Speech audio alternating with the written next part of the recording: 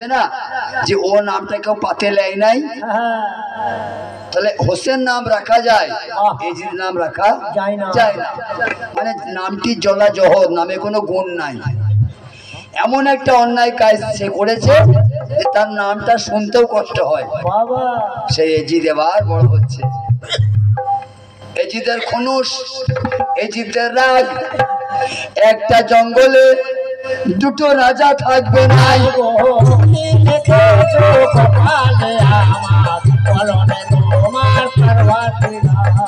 একটি জঙ্গলের মধ্যে দুজন রাজা থাকবে নাই।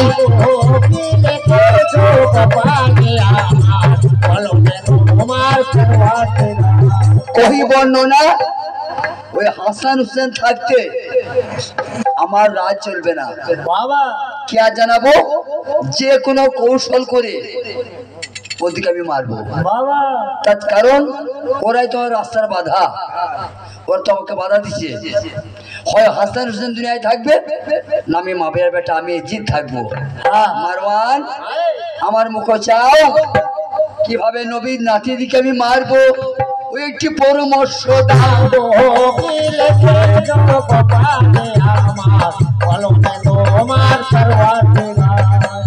এজিদের একটা বিচক্ষণ মন্ত্রী ছিল, ওর নাম ছিল মারওয়ান মন্ত্রী। বলে এজিদ, সারা দুনিয়ার মানুষ যদি একটি করে তলোয়ার নেয় আর তোমার দল এসে যায়, ওই অত লোক যদি ওই মদিনা যায় আর হাসান হোসেন তো ভাই তলোয়ার পায়, 8 ঘন্টার মধ্যে এই 18,000 কুল মুগলুকাতের লোকে পেঁয়াজ বানানো করে বানিয়ে দিবে। কারণ মাওলা আলীর ঔরসে বরকত বিবির জঠরে জন্ম, যার নানা দু জাহানের নবী। মারামারি করে কাটাকাটি করে মারতে পারবে না। কেউ হারিয়ে দেয় বুদ্ধির জোরে, কেউ হারিয়ে দেয় লাঠির জোরে, আবার কেউ হারায় চল কোটে যাবো। ওদিকে যদি ধ্বংস করতে চাও তাহলে কৌশলে মারতে হবে, কৌশলে, বুদ্ধির জোরে। আমাকে জহর কিনে দাও, আমাকে বিষ কিনে দাও, কৌশলে হাসানকে আমি খাইয়ে মারি।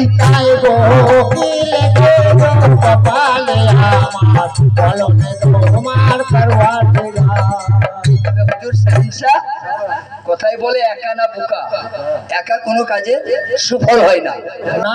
যেমনি এক হাতে তালি বাজে না, একা সৃষ্টি হয় না, দুই ছাড়া কিছু হয় না। আমাকে একটা সঙ্গী দেন, যুক্তি পরামর্শ করতে ভালো হবে। আপনারাও কিতাবটা পড়ে দেখবেন। দুজন গিয়েছিল মদিনা, একজন হলো উতবা ওলীদ আর একজন হলো মারওয়ান মন্ত্রী। আর সে হীরা চুন্নি জহর নিয়ে চললো, মানে কৌশলে একটা খাওয়ায়। মানে একটা ভাই, ওদের ভাইয়ে ভাইয়ে এত মিল মোহাব্বত, একটা যদি কৌশল করে মিলতে পারি আর একটা ভাইকার মারতে হবে না, ও শোকে কিনতে কিনতে মরে যাবে। মদিনায় চলে গেল, ফলাফল বেশ নিয়ে।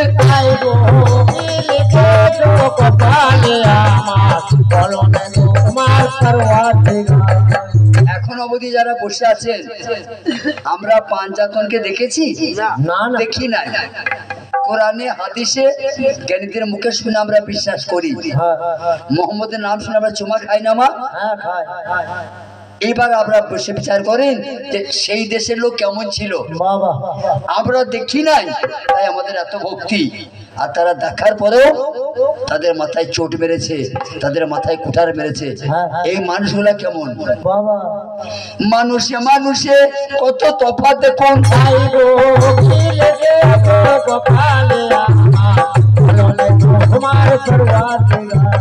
আর একটা ঠান্ডা মাথায় কথা নেন, ওরাও তো নামাজ পড়ে, ওরাও তো নবীর উম্মত, ওরাও তো বরকত বলে টাকা গুনে। কথাটা কেমন আর কাজটা কেমন? মায়ের নাম করে টাকাটা গুনে। হাসান হোসেনের মায়ের নাম করে টাকা গুনে। হাসান হোসেন মা বরকত মা, তার নাম করে চালটা মাপে, আচ্ছা তাদেরকে মেরে দেবো। যে নবীর সুপারিশ না করলে জান্নাত পাবে না, তার নাতিকে মারবো।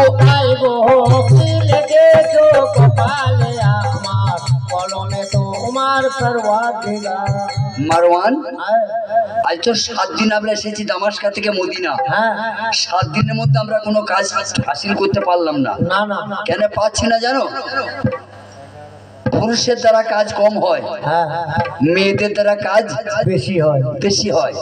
এই যে আমরা গান গাইতে এসছি, দরবার আছি, গ্রামের কোনো মা আমাদেরকে ঘর ঢুকতে দেবে? দেবে না। আমরা বিদেশি, আমি সুন্দরী মেয়ে হতাম, সবাই ঘর ঢুকতে দিত। হ্যাঁ ভাইদিকে বোঝাইতে পারলাম যে মেয়েদের কোনো বাধা নাই। বলে এক কাজ করে, একটা মেয়ে ছেলে খুঁজো, মেয়ে, বাহ এই কাজটা মেয়ে দিয়ে করাবো। আপনার নামটা জানেন? আমি আর একবার বলছি। মেয়েটির নাম ছিল ময়মুনা কুটনি। আয় গো কি লিখেছো কপালে আমার, কলমে তোমার পরওয়ারদিগার। মারওয়ান তাকে যুক্তি দিল, বাহ বাহ বাহ, কাজটা খুব ছোট পারা, কাজটা ছোট্ট মতো, কিন্তু মজুরি অনেক বড়। 10 বস্তা ধান বেচে না যা হবে, একটা পাথর বেচলে তার 4 গুণ টাকা বেশি হবে। হবে হবে, তেমনি কাজটা তোমার ছোট, মজুরি অনেক বেশি। অনেক বড়। আমার মুখ চাও, আগে তুমি কাজের মজুরিটা নাও। ও কি লিখেছো কপালে আমার, কলমে তোমার পরওয়ারদিগার। এই রুমালেতে পিস বাঁধা আয় হারে দিনের ইমামকে খাওয়াও। ও কি লিখেছো কপালে আমার, কলমে তোমার পরওয়ারদিগার। মুসলমানদের এত জ্ঞান কম ভাই, ভাবতে অবাক লাগে। তাই তো রে। মুসলমানরা এত অজ্ঞ, এত ভুল পথে মুসলমান ভাইরা আমার চলে। ভাই হয়ে ভাইকে মেরে দেয়। তাই তো। হয়তো আপনাদের গায়ে বাজবে, আমি জানার জন্য বলছি, আমার আপনারা জানেন। আরেকবার বলছি, এই মুর্শিদাবাদে ছিল একজন নাম করা ব্যক্তি, সিরাজদৌল্লা। হ্যাঁ ওকে মোদি মেরেছিল, না না ওকে মমতা ব্যানার্জি মেরেছিল বাবজি। না গো। কে মেরেছিল? তার একটা দুধ ভাই, হ্যাঁ হ্যাঁ আপনার নামটা সবাই জানেন, মোহাম্মদ বেদ। বাবা। সিরাজের সদর ভাই নয়, ওর আব্বা ওই ছেলেটা কুড়িয়ে এনেছিল মোহাম্মদ বেদকে। বাবা সিরাজ যে দুধটা খেয়েছে, ওই মোহাম্মদ বেদও সেই মায়ের দুধ খেয়েছে। খেয়েছে খেয়ে বলুন, আপনারা জানেন না? প্রথম চাক্ষুটাই মোহাম্মদ বেদি সিরাজের বুকে বসিয়ে দিয়েছিল। তারপরে মুসলমান এমনি, যদি আমি 2-4 লাখ টাকা দেন, ভাই হয়ে ভাইকে মেরে দিবে। তাই গো কি লিখেছো কপালে আমার, কলমে তোমার পরওয়ারদিগার। ওই মোনা ধীরে ধীরে আয় হারে এইবার চললো মদিনায়। গো কি লিখেছো কপালে আমার, কলমে তোমার আপনারা জানেন, একবার শোনেন, যাকে বিষ খাওয়াবেন, ওনার ঘরে 3 বিবি আছে। বাবা। একজনের নাম কদবানু, একজনের নাম জায়েদা, আর একজনের নাম জয়নব সুন্দরী। বাহ ফাতেমা জোহরার বড় ছেলে হযরত ইমাম হাসান, ওনার একাই 3 বিবি। আর ছোট ইমাম হোসেন, ওনার মাত্র একটি ঘরণী ছিল। আপনারা মোর্শাদর নামটা পড়েছেন, সাহার বানু। বাবা। কে বলে সাহার বানু, কে বলে শহর বানু। তাহলে ফাতেমা জোহরার ছেলে 2, বৌমা 4। বাহ বাহ বাহ। তখন ময়মুনা কি করলেন, যে আমি কদবানুর হাতে বিষটা দেবো না জয়নবের হাতে বিষটা দেবো। আবার চিন্তা করছে, কদবানু খুব বেশি বুদ্ধিমান, ও শীঘ্র ওষুধটা নিতে যাবে না। জয়নব তাই। ফাতেমা জোহরার মেজ বৌমা জায়েদা, ওর একটু বুদ্ধি কম। তাই গো কি লিখেছো কপালে আমার, কলমে তোমার পরওয়ারদিগার। ময়মুনা গিয়ে ঘরে প্রবেশ করলো। কার ঘরে? মেজ বিবি জায়েদার বাড়িতে। হ্যাঁ হেমা জায়েদা, বলো।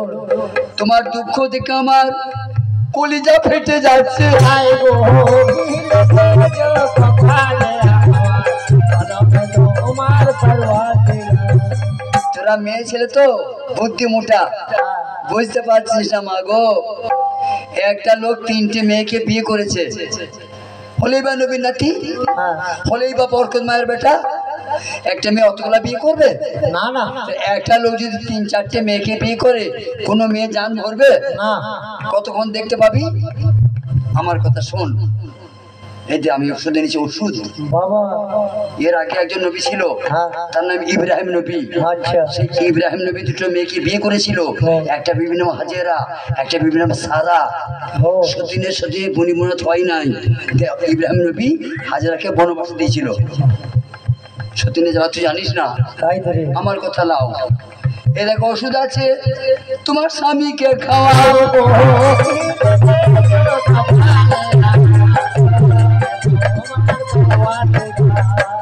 এটা বর্ষের ওষুধ, এর নাম বশীকরণ। শরবতের সঙ্গে হোক, মধুর সঙ্গে হোক, খাজুরের সঙ্গে হোক, খালি খাই দিবি। মোট কথা পেটে গেলেই হবে।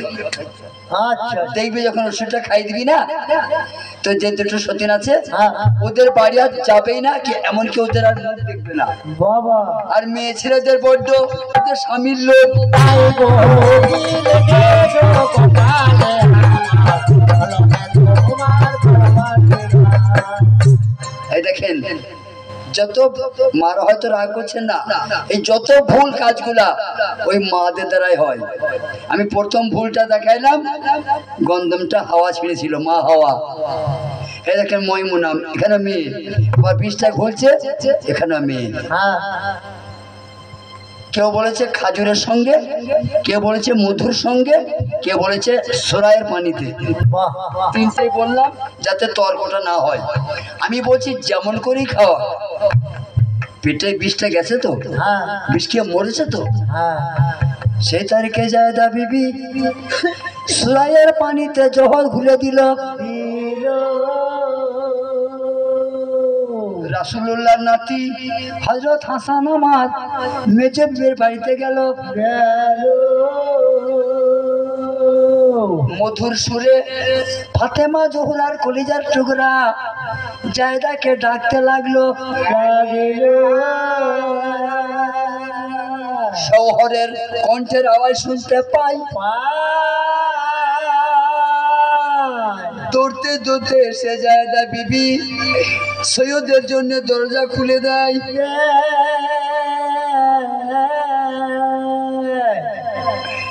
কার কপালে কি বা আছে লিখা আল্লাহ জানে, কার কপালে কি বা লেখা আছে আল্লাহ জানে, কার কপালে কি বা লেখা আছে আল্লাহ জানে। এই বিষ ঘোলা আছে ও সুরায়ের পানি।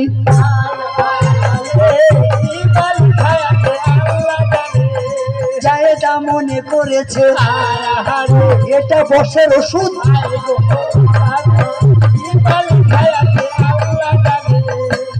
স্বামীকে টেনে এনে বিছানায় বসাইলেন, মানে একটু খাতির বেশি করছে সেই দিন। কেন ওষুধটা খাওয়াবো? আমার চেহারার সৌন্দর্যটা কম, আমার যে দুটো সতীন আছে কদবানু আর জয়নব, ওনাদের বাড়িতে বেশিক্ষণ থাকে, আমার ঘর আসেই না। বাবা মনে মনে এটা করছে আর পাকা ঘোরাইছে। হুজুর দু চারটে কথা বলুন, আপনাকে দেখতেই পাই না। মনে বলো আফসোস থাকে, আজকে মেহের করে নিজ গুণে এসেছেন, একটু বাঁধি খাটি, মানে যা ইচ্ছা যাই করো। লোটাই করে পানি নিয়ে পা ধোয়াইলেন, মাথা চুলে করে পা মুছিয়ে দিলেন, বললাম না শরীরটা খুব ঘেমেছে, পসিনা বেরিয়েছে, একটু বাতাস করে দেবো, বলে দাও। তখন হাসান বলে ফেললেন, এটা মুখ দিয়ে বেরিয়ে গেল, বিবি জান একটু ঠান্ডা পানি আনতে পারছো না? বাবা পেয়াসাই কলিজা পুড়ে গেল, বিবি জান একটু পানি দাও।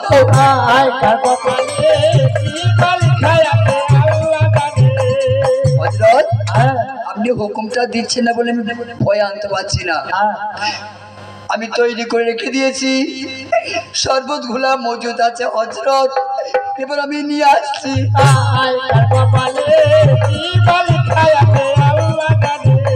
হাসতে হাসতে গিয়ে যায় দা, এবার পানি ঢালে।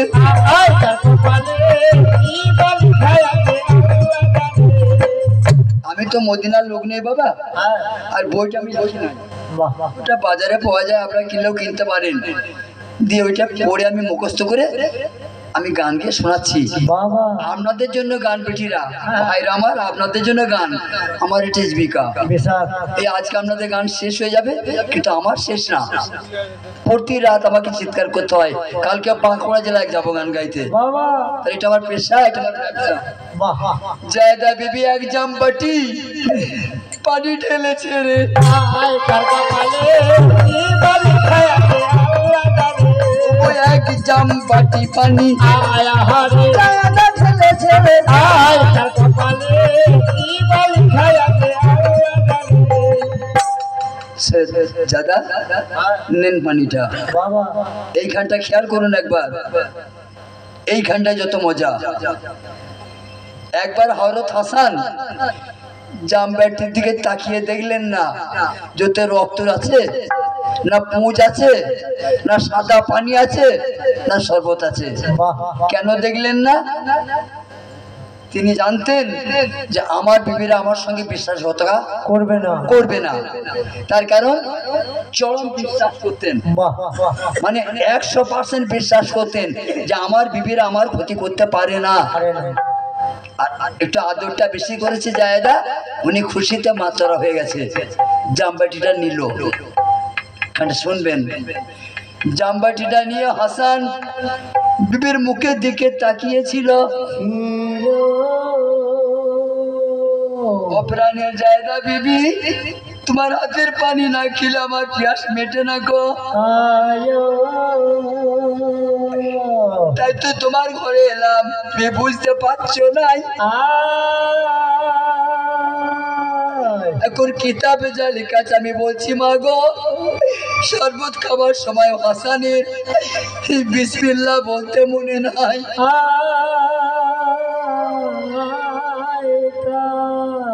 এটা আমি চ্যালেঞ্জ করে বলতে পারবো না ভালো মন্দ আল্লাহ জানে বাবা তিনি ইচ্ছা করে বলেন নাই নাকি বলতে মনে ছিল না ওটা আল্লাহ ভালো জানে বাহ বাহ এখন কিতাবে যা লিখেছে আমি বলছি না আমি গুনাহগার হয়ে যাব এটা পাঞ্জাতনদের বই বলছে সেদিন বিবির আদর পেয়ে বিসমিল্লাহ বলতে মনে ছিল না কো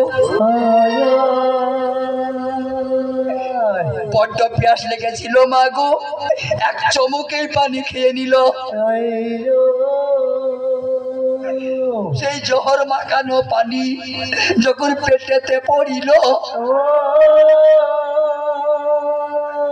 নানা জান বলতে বলতে ফাতেমা জোহরার বেটা জামবাটি ছেড়ে দিল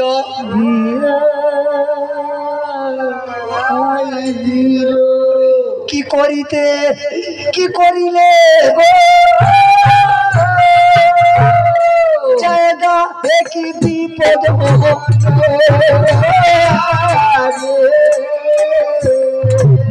বলো বলো প্রাণের বিবি এ যুক্তি কে দিল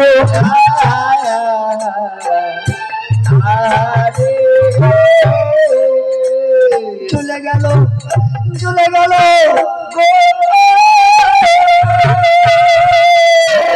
কলিজা জ্বলে গেল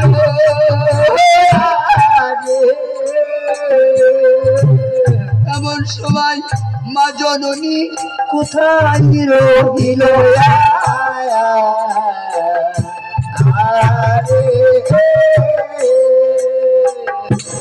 জায়দার মুখে তো শব্দ নাই খালাজান যে বলে গেল এটা বর্ষের ওষুধ এইটা খাওয়ালে স্বামী মিষ্টি হয়ে যায় স্বামী মধুর মতো নরম হয়ে যায় তাহলে আমি পরিমাণটা বেশি করে ফেলেছি ওষুধটার ভাব মাপকে আমি জানি না তখনও জায়দা জানে না একটা বিষ ছিল কি করিতে কি করিলাম একই বিপদ তখন আমার হাসান আলী কাসেমকে ডাকিল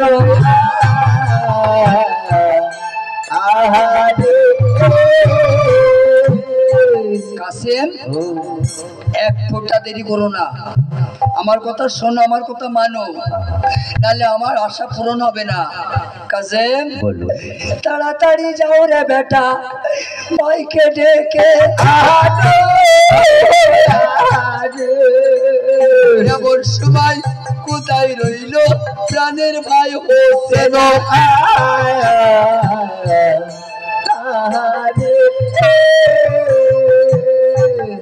চাতক পাখির মতো ছুটতে ছুটতে গিয়ে হযরত হোসেনকে সালাম দিলেন কাসেম, হাসান আলীর বেটা।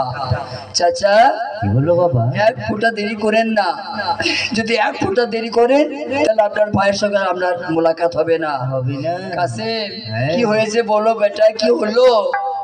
চাচা আমার এতিম করে আব্বা পালাই, বাবাজি পালাইয়া গেল,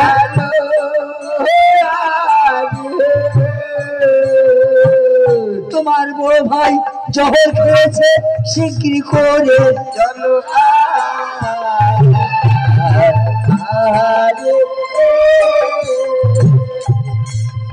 আচম্বিত বজ্রঘাত হয় না মা? কাসেম এই কথাটা বলেছে মাত্র আসমান থেকে বজ্রঘাত এসে যেন হোসেনের মাথায় পড়েছে। উনি চোখের পানিতে দেখতে পাচ্ছে না আর রাস্তা খুঁজে পাচ্ছে না। যখন কারো ঘরে চরম বিপদ হয় সে আর জ্ঞান থাকে তার না, কাঞ্চার ছুটছে, ওহরে জ্বালা যন্ত্রণা আজে প্যারে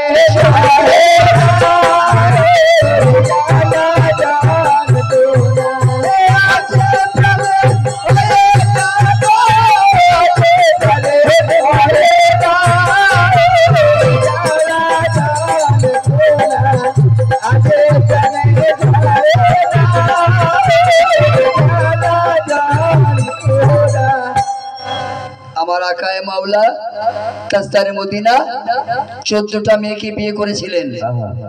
আমার বিশ্বনবীর 14 বিবি করেছিলেন, তার মধ্যে সেই পর্যন্ত একটা বিবি বেঁচে ছিল, যার নাম ছিল উম্মে সালমা। বিশ্বের তাপ, বিশ্বের যন্ত্রণা সহ্য করতে না পেরে হযরত হাসান একটি হাত রেখেছেন বড় বিবির কাঁধে আর একটি হাত রেখেছেন নানির কাঁধে। বমি করছে আর এই ভাইয়ের নাম ধরে ডাকছে। এমন সময় কোথায় রইলে ভাই হোসেন, এবার দেখা দাও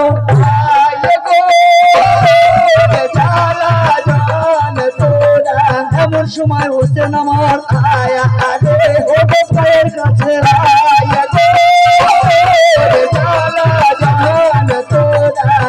ছুটে গিয়ে হোসেন আলী আমার মায়া ধরেছে গলায়, বড় ভাই যদি আমাকে সত্য কথা না বলে যাও আমি এখনই পাশানে মাথা ঠুকে তোমার সঙ্গে কবরে চলে যাব। কি সত্য কথা ভাইজান? বলো বড় ভাই এ বিষকে দিল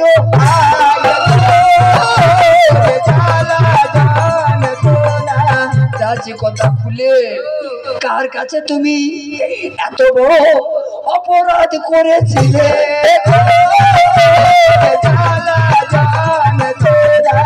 আমার ডান হাত কেটে দিলে,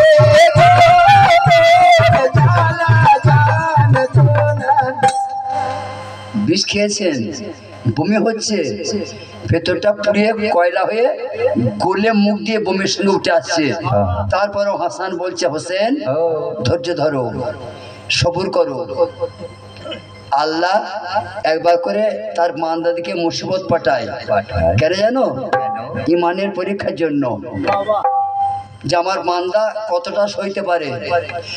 বিপদের দিনে যিনি আল্লাহর কৃতজ্ঞতা স্বীকার করে সে হলো পাচোড়া বান্দা, তার মধ্যে কোনো খাদ থাকবে না। তার জন্য মাঝে মাঝে আল্লাহ কিছু মুসিবত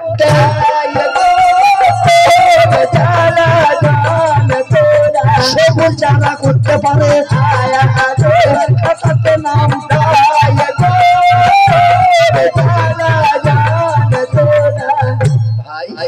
আমাকে কে বিষ ঘুলে দিয়েছে? আমাকে বিশ্বাস করো, যতক্ষণ আমি বলবো আমি মরবো না। আমি ওটা বলে তোমায় মরবো, বলো এই বিশ্বাস রাখো। বলো, আগেকার কথাগুলো শোনো। তাই বলো। আমার একটা শখ ছিল, আমার একটা আশা ছিল, তোমাকে বলবো বলবো বলা হয় নাই। এত তাড়াতাড়ি বিপদটা হবে আমি বুঝতে পারি নাই। আজকে যা ঘটেছে নানা তো বলেছিলেন, আজ যা ঘটেছে নানা আমাকে বলেছিলেন বিষ খেয়ে মরবে।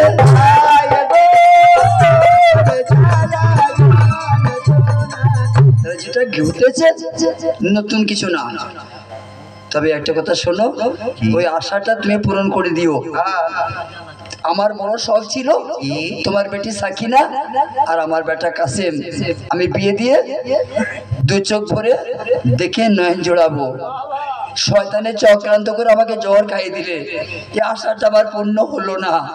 আমার কথা নিও, আমার দাপন করে দেবার পর সাকিনার সঙ্গে কাসেমের বিয়ে দিও। আমার দাফন করার পরে ওই যে তুমি শাদি দিও।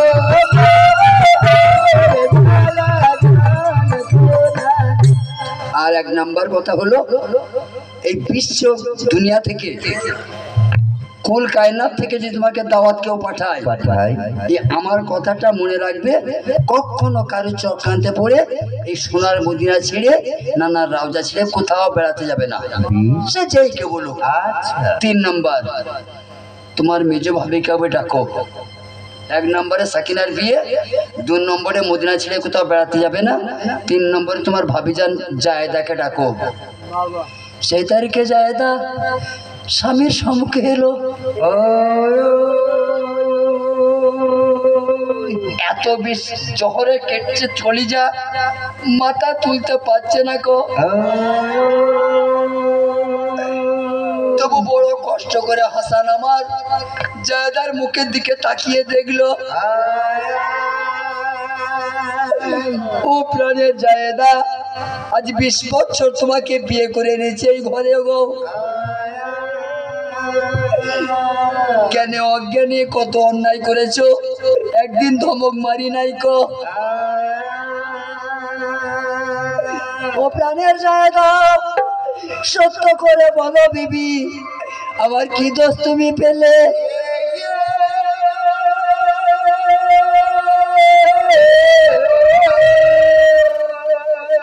কার কথা শুনে বিবি জান তুমি আমাকে জহর খাইয়ে দিলে?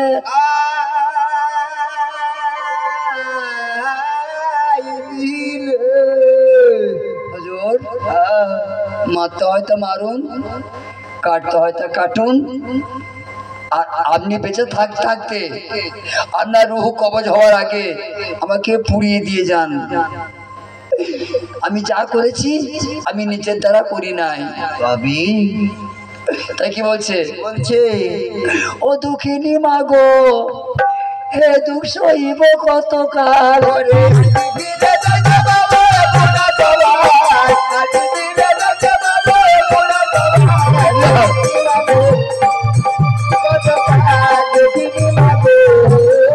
জানাই আমি আমারই চুড়ি ভেঙে ফেললাম ময়মুনা কুটিনির কথা।